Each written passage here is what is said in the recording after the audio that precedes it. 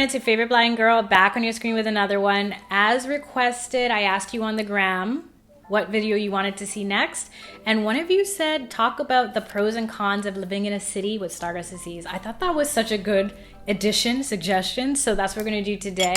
I definitely want to hear from you too, so let me know if you have an eye disease, what city you live in, and how it's going for you. If you stumbled on this video and you're not blind, or you're part of my OG subscriber base that's loved me before I shared my Life Legally Blind, let me know where you live down below and let's go. Starting off with the best thing about living in a big city: accessibility. Every time I touch down in Toronto, I am so thankful. When I get to Pearson Airport from any adventure I've been on, I'm grateful. As much as I love traveling the world, and I'm so happy that I have, especially in this post-pandemic world, who knows what traveling is going to be like. There's always this sense of, wow, I didn't realize how accessible my city is. A1 over here. From public transit having auditory announcements so you know what stop you're getting off, to the street sounds chirping so you know which way to cross, to there being more access to technology and devices to actually get you through the day.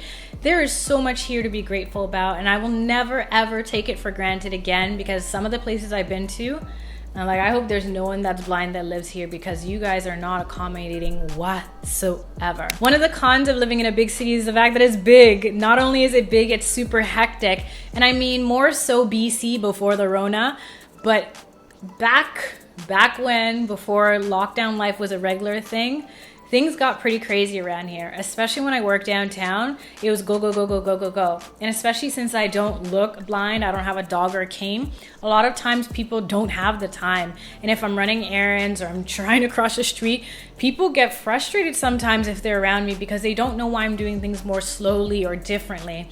I don't always want to explain or reveal myself to strangers, so I find that it's so interesting and so weird and sometimes annoying for me too, being blind in the city, because it's just such a fast pace. When I lived out in suburbia, everything was slower and a lot less is expected out of you as well. One positive that I didn't even realize was a positive until last February when I brought you guys vlog style to the optometrist was that there's actually optometrists here.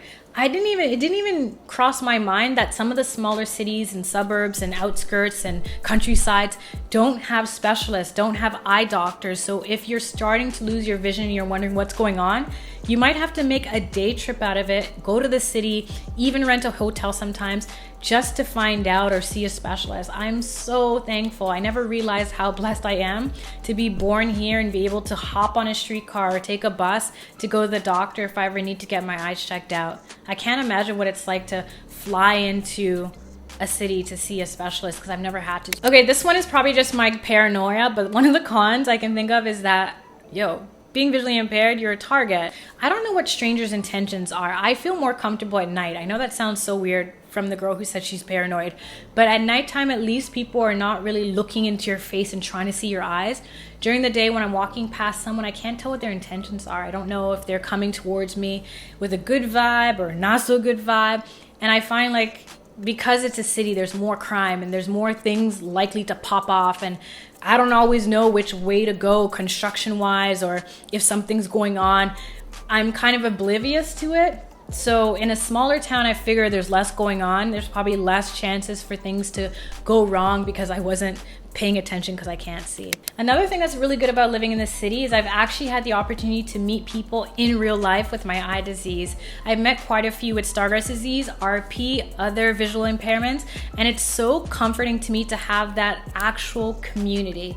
Once upon a time, I had a blind group that we had to talk about advocacy and work at ways to increase accessibility in the city, and it was just good to vibe with these people and get to know them on a personal level and make friends out of the group, that people that just know what you're going through.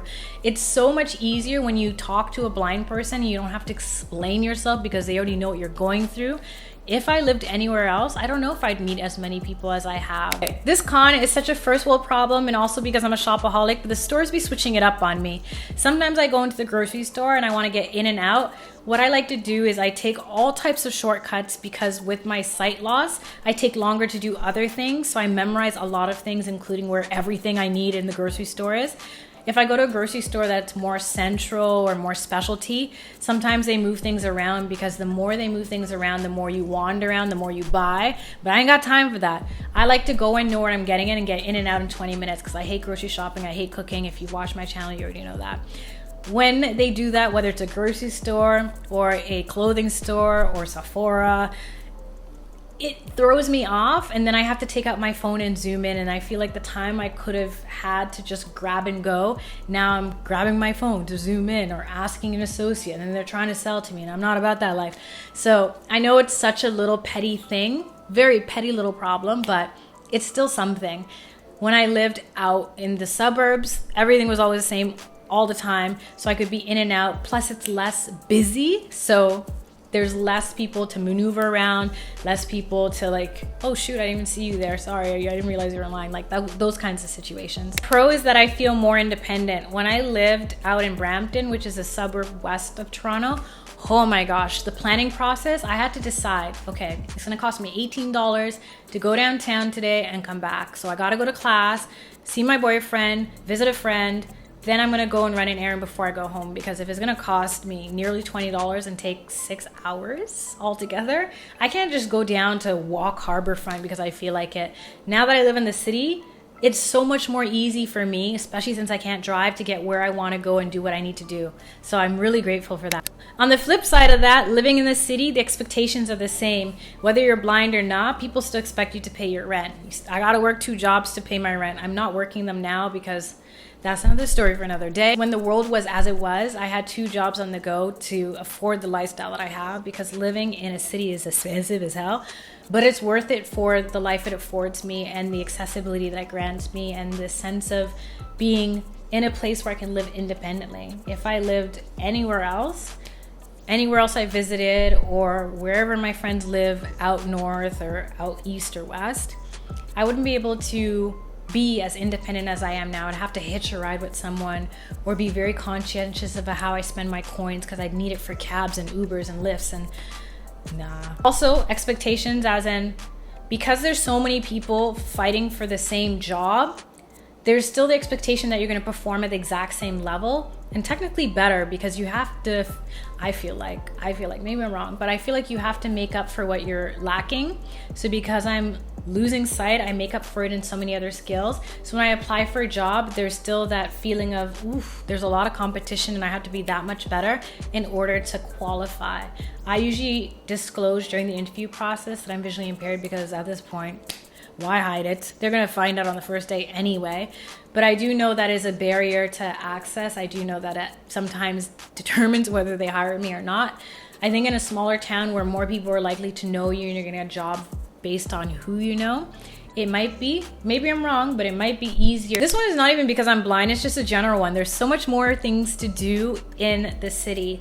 Living in the six, when we're not living in a post-lockdown life, we have concerts and festivals and food trucks and patios and parties and things to do to socialize, whereas like, yes, there's some of those things if you go out to Scarborough or Aurora or whatever, but it's not with the same frequency or high energy as tons of people living in the city and coming to the city to meet and mingle and do and live and experience and explore. So I love that I'm able to do that living in the city, because being visually impaired can be extremely isolating, and I like to feel normal every once in a while and do things as if I wasn't blind, and having all these activities to do gives me the potential to feel like a regular human being.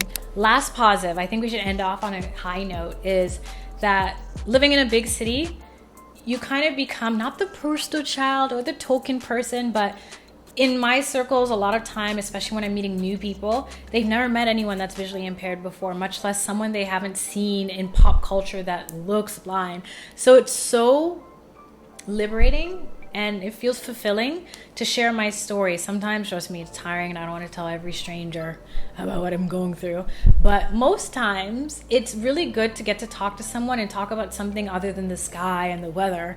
Like, talk about real stuff, and sharing something as vulnerable as what it's like to lose your vision is an amazing way to connect with someone. And sometimes they share with you something they're going through too, or someone they know that has something similar. And I just feel like I don't know, it's a good feeling. It's nice to feel like humans are humans, especially in this world, right?